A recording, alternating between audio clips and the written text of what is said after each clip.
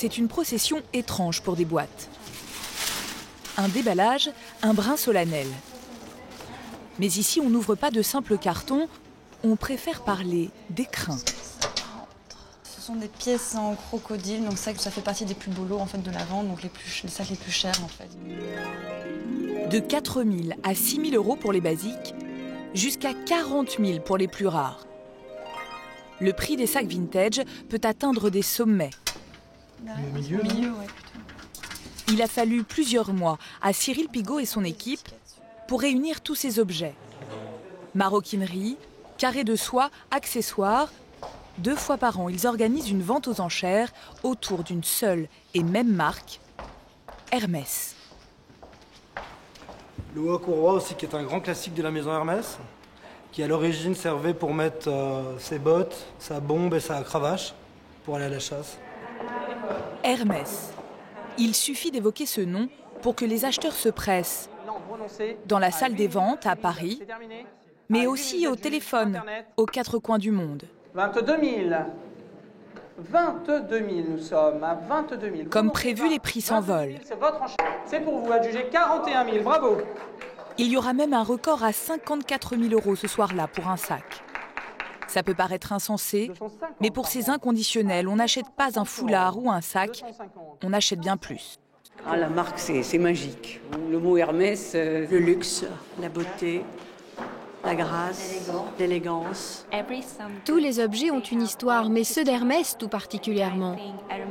Et c'est un peu de cette histoire qui m'accompagne quand je porte un sac. H, comme Hermès. Nous avons quasiment tous déjà croisé ce monogramme, ne serait-ce que dans la rue, sur les célèbres sacs orange. Mais combien ont déjà franchi la porte de l'un de ces magasins? Et qui sait que derrière le cuir et les vernis se cache une famille qui règne sur la marque depuis 180 ans. Car Hermès fait figure d'exception. Dans le secteur du luxe, c'est l'une des dernières entreprises familiales. Oui, on se connaît, oui. Les autres dynasties françaises, elles, ont vendu de gré ou de force. Mais les Hermès vont-ils encore longtemps résister? Car depuis un an, ils font face à une offensive d'un groupe de luxe hyper puissant, LVMH, avec à sa tête Bernard Arnault. Mais enquêter sur cette lignée, son histoire, c'est comme vouloir ouvrir une boîte de conserve avec un couteau en plastique. Les Hermès cultivent la discrétion et détestent parler aux médias, encore plus devant une caméra.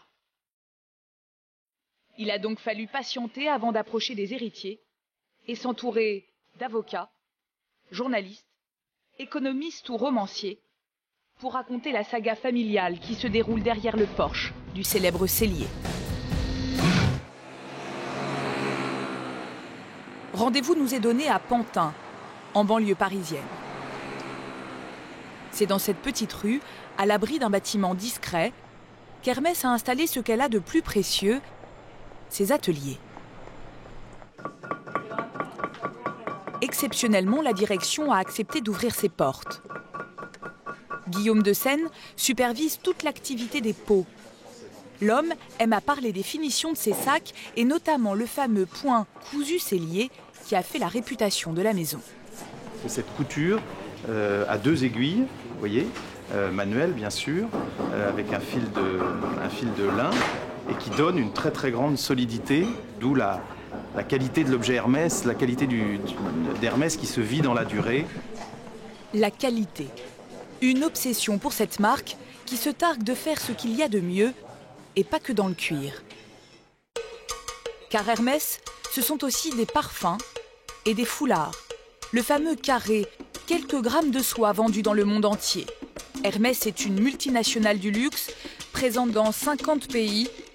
La marque pèse 24 milliards d'euros en bourse, soit 8 fois Peugeot. Mais Guillaume de Seine n'est pas juste le dirigeant de cet empire. C'est un héritier. Membre de la 6e génération Hermès. C'est une particularité de l'entreprise, elle est familiale.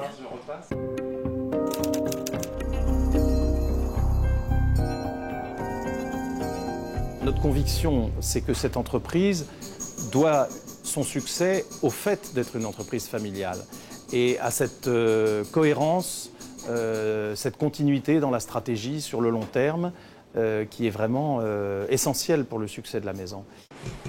Un groupe bâti sur les liens du sang. Une volonté farouche des fondateurs depuis près de 2 siècles. Nous sommes en 1837. Thierry Hermès, un artisan allemand, débarque à Paris et ouvre un modeste atelier de harnais et de selle. Et très vite, lui et son fils comprennent que pour réussir, il faut cibler la clientèle la plus aisée. Ils décident de s'implanter au cœur d'un des quartiers les plus huppés du Paris d'Haussmann. À 2 pas du palais de l'Élysée, entre la promenade des Champs et le nouvel Opéra Garnier, 24 rue du Faubourg Saint-Honoré. La boutique va devenir une adresse incontournable. Et la marque va se transmettre de père en fils pendant 90 ans. Sauf qu'en 1930, le dirigeant de l'époque, Émile Hermès, n'a que des filles. Il craint que l'affaire ne disparaisse. Alors, il va donner les clés de l'entreprise à ses 3 gendres. 3 branches toujours au pouvoir aujourd'hui. Les Puech, les Dumas et les Guérand. Yann Kerlot décortique depuis des années l'ADN des grandes dynasties industrielles françaises. Et pour lui, le patriarche de l'époque a voulu préserver la marque en enseignant à ses nouveaux venus tous les rouages de l'entreprise.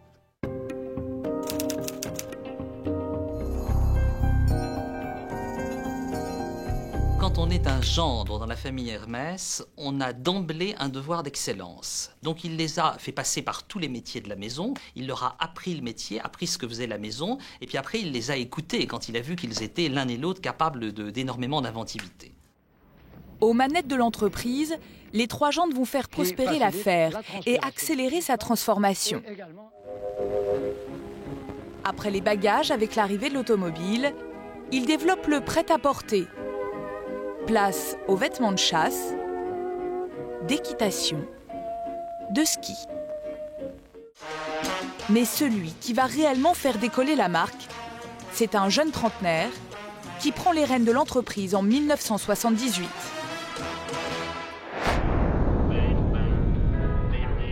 Jean-Louis Dumas, un descendant de la 5e génération. Un homme d'affaires averti qui n'hésite pas à se mettre en scène, comme ici dans ce reportage, histoire de faire parler de la rue du Faubourg Saint-Honoré. Je suis ravi d'apprendre ça. Attends, je vous demande une seconde. Ouais. Voilà l'agenda. Oui. Jean-Louis Dumas a une intuition. Il faut transformer la PME familiale en un groupe mondial. Bon, alors, venez, entrez. C'est une sortie d'ailleurs, mais entrez. Bertrand Puech, son cousin, se souvient de leurs débuts ensemble. C'était à la fin des années 70 et à l'époque, la stratégie était déjà très claire.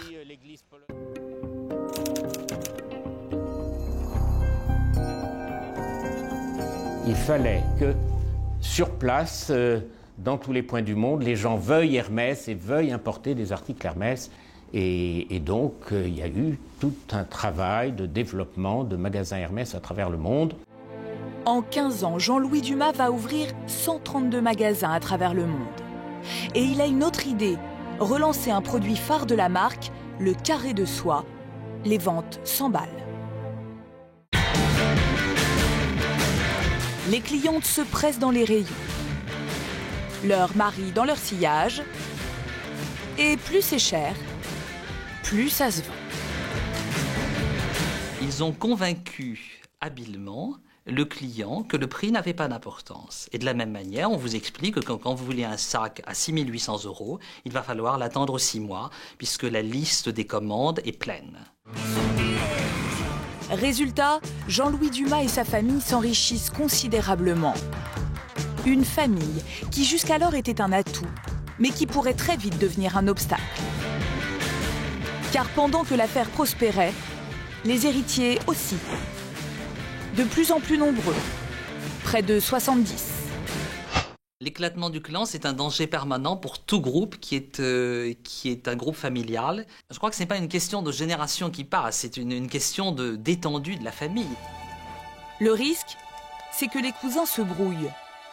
Et donc que l'affaire soit contrôlée un jour par une personne extérieure au clan. Alors, Jean-Louis Dumas va tenter de protéger l'entreprise. Il veut que la famille ne puisse jamais perdre le pouvoir. Il demande alors à Philippe Ginestier, son avocat, de rédiger les nouveaux statuts.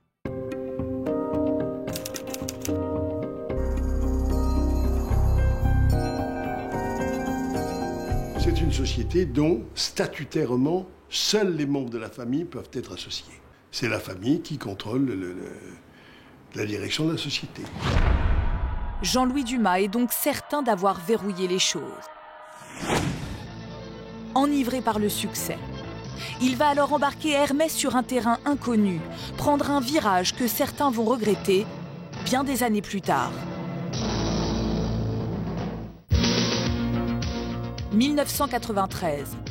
Les Hermès prennent une décision historique. Ils entrent en bourse. Nous sommes complètement autofinancés, mais il peut se trouver qu'à un moment, nous serions heureux de faire appel au marché. 20% du capital est donc ouvert au public. C'est la première fois que des étrangers partagent une partie du patrimoine familial. Mais personne ne voit qu'une menace plane sur la calèche. Désormais, tous les membres de la famille sont libres de vendre leurs actions quand ils le souhaitent. Stéphane Sylvestre connaît parfaitement ce risque.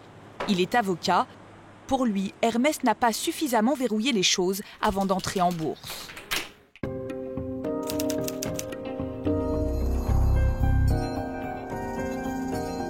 L'intérêt du marché, c'est justement du marché boursier, c'est justement de pouvoir vendre ses actions à tout moment. Donc ce n'est effectivement pas l'arme absolue pour verrouiller le capital d'une société.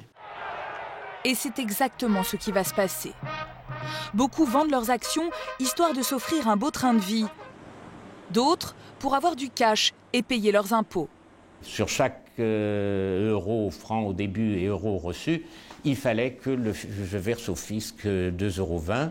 Alors il fallait que je les trouve quelque part, puisque je ne pouvais pas les trouver dans mes revenus. Et donc, oui, j'ai vendu du capital pour assurer mes devoirs de citoyen. Résultat, dans les années qui suivent, près de 10% de plus s'échappent encore du portefeuille familial. Les héritiers vendent au moment même où un homme d'affaires est à l'affût. Bernard Arnault. Une figure qui transforme le secteur du luxe depuis le début des années 90. Rien ne lui échappe. Vin, bijoux, mode, à coups de millions, les grands noms du luxe français tombent dans son escarcelle, dans l'empire LVMH.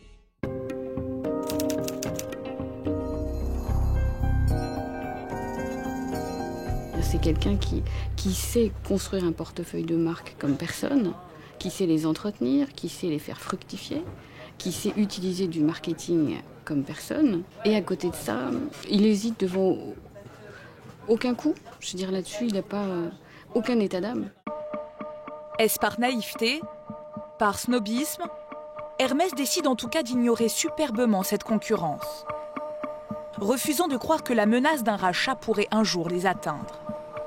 Mais l'excès de confiance n'est jamais bon et la famille va la prendre à ses dépens. C'était il y a 1 an, une année 2010 qui avait déjà bien mal commencé.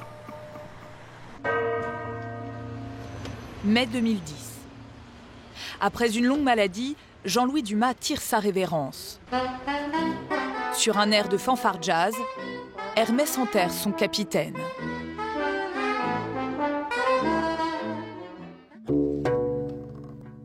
Mais personne dans la famille n'est prêt à reprendre seul les commandes. La marque est fragilisée, alors même qu'elle va devoir livrer la plus importante bataille de son histoire. C'était le 23 octobre 2010. Bertrand Puech, le porte-parole de la famille, se souvient parfaitement de la déclaration de guerre. Il est 10 h, son portable sonne. Bertrand Puech, bonjour, ici Bernard Arnault, j'ai eu votre numéro de téléphone par votre sœur. Voilà, et alors je voulais vous dire que, vous savez, il y a des actions à vendre, alors nous en avons acheté, et j'ai dit, oui, très bien. Bertrand Puech pense encore que Bernard Arnault s'est contenté d'acheter une poignée d'actions. Mais 2 heures plus tard, le communiqué tombe.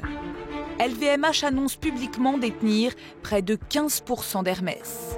Nous avons donc été très impressionnés par ce que j'appelle cette délicatesse extrême. Ça commençait donc très bien.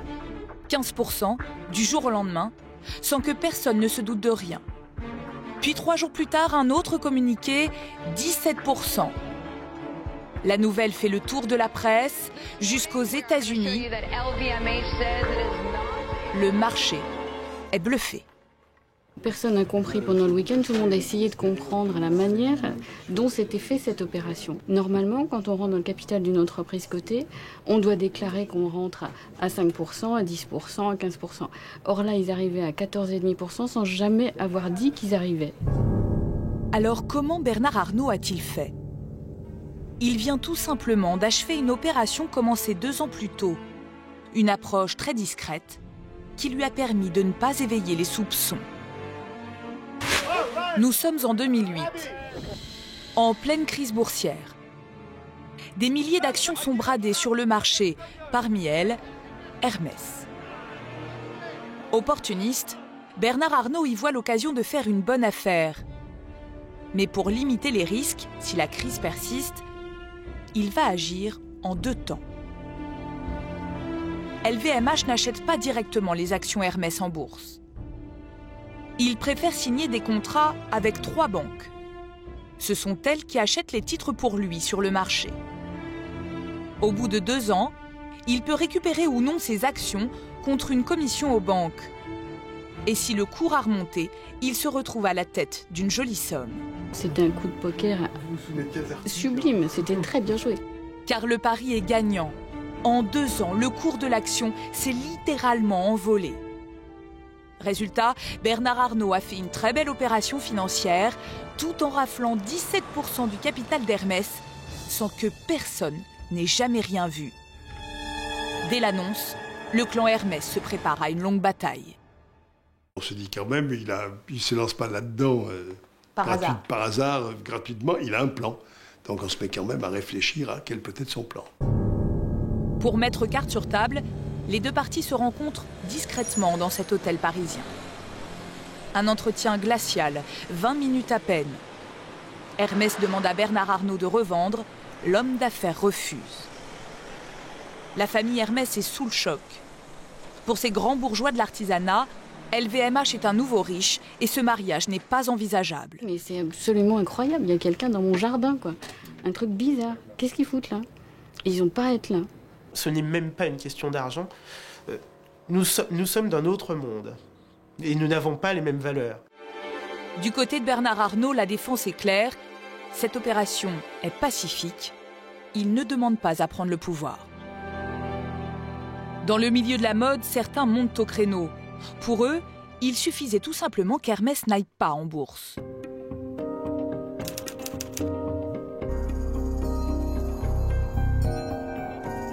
Si on veut avoir ce côté patrimoine familial, trésor national, eh bien, il faut être à 100% propriétaire de son affaire. Sinon, c'est, je vais dire une chose très très vulgaire, c'est comme un baiser tout en restant jeune fille. Ça ne marche pas. Difficile de jouer les vierges effarouchées, donc, quand on a profité de la bourse pendant des années. Et pour le créateur, Bernard Arnault ne menace en rien le savoir-faire de la marque. Mais rien ne va leur arriver, c'est là qu'ils ont tort. C'est une espèce de peur de quelque chose qu'ils ne connaissent pas. C'est un homme d'affaires 100%, mais qui ne fait pas tomber les affaires en faisant des trucs industriels. Il ne faudrait quand même pas confondre avec Bernard Tapie, hein. C'est pas tout à fait pareil. Selon nos informations, LVMH aurait même proposé à Hermès de signer un contrat de confiance excluant toute OPA. Mais rien n'y fait. Les héritiers se sentent directement menacés. Ils veulent protéger leur patrimoine et ce qu'ils leur rapportent chaque année. Alors, ils organisent la riposte. La famille vient de décider de placer pour 20 ans plus de 50% de son capital dans une nouvelle société aux règles de fonctionnement très strictes.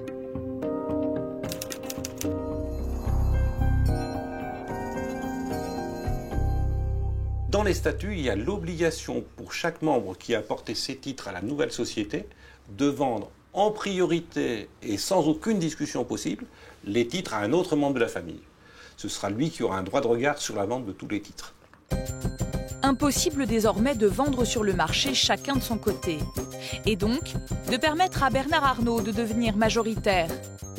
Enfin, pour le moment. Si du côté des patrons d'Hermès, la bataille semble gagnée, la plupart des observateurs sont beaucoup moins confiants.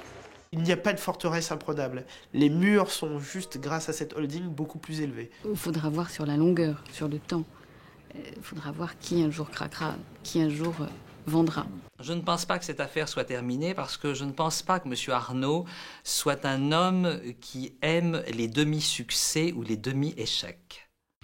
Et Bernard Arnault est un homme patient. L'homme d'affaires est désormais dans la place. Lui ou ses enfants, avec de gros moyens pour acheter des actions si d'aventure la situation venait à changer. Dans cette guerre d'usure, Hermès perdra-t-elle sur son terrain, celui que les chefs de clan ont toujours érigé en vertu familiale, le temps.